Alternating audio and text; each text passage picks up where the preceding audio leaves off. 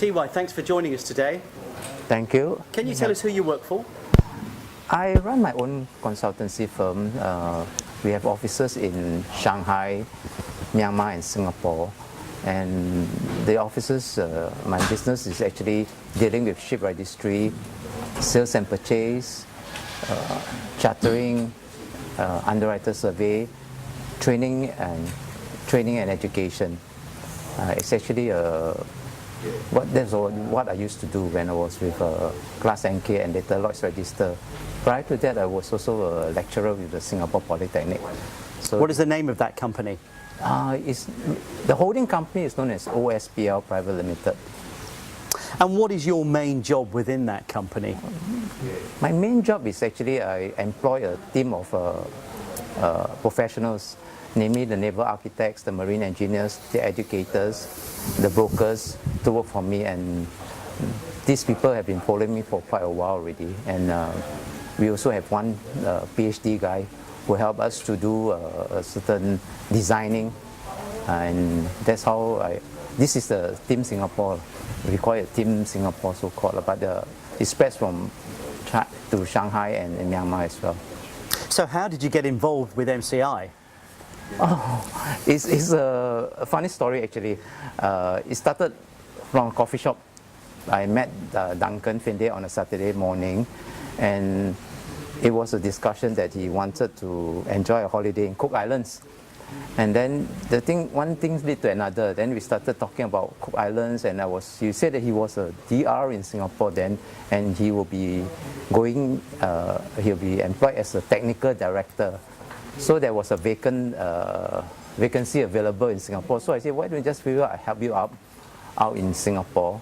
This is what my forte is. I do ship registry. Let's see what we can do together. And this is how it started.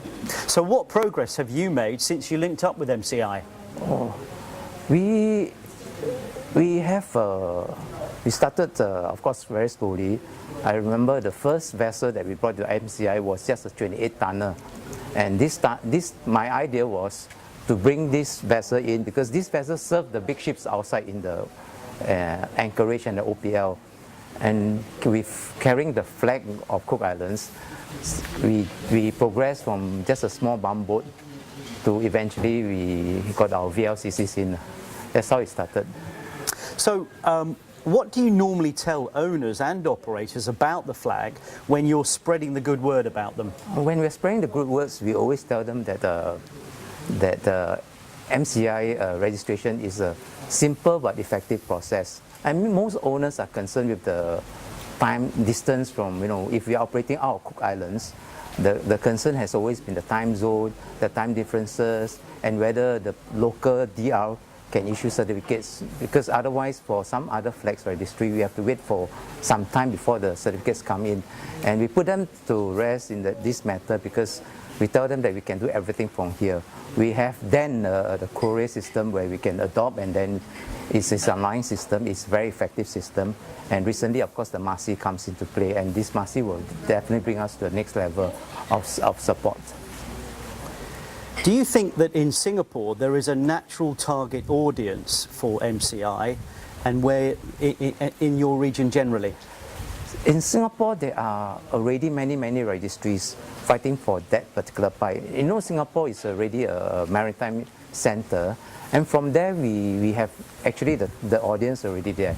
It's just that now we have to challenge or bid against other registry in how we can provide them better services. I think the most important thing for us is that we focus on, I always tell my staff, is to focus on the services rendered. The price factors are almost the same, but the services rendered must be perfect. So what does the flag need to do to make itself even more attractive to owners? Now the flag has to progress from, like MASI is a one step forward, which is very good. And delegations of more authority to DRs, which Glenn has already mentioned. This is one of the plus points because decentralization will help us in providing a smoother service. Where do you see your relationship with MCI in 5 years' time? In 5 years' time, I hope MCI can grow to be the top 10 to at least achieve top 10 tonnages in the world. And we have already started with 2 VLCCs, and with the last forum in Singapore, with the bank, I hope the bankers will support us, the lawyers will support us, we can move it from there, get it to the next level. Final question, what's the most interesting thing about yourself and your company maybe that no one knows? You'll be surprised from a technical point of view. We are all technical experts, but actually I do run a fashion line. The fashion line is is taking off quite well. It's known as TY brand, and then I'm happy to say that in Myanmar we are progressing very, very well on that.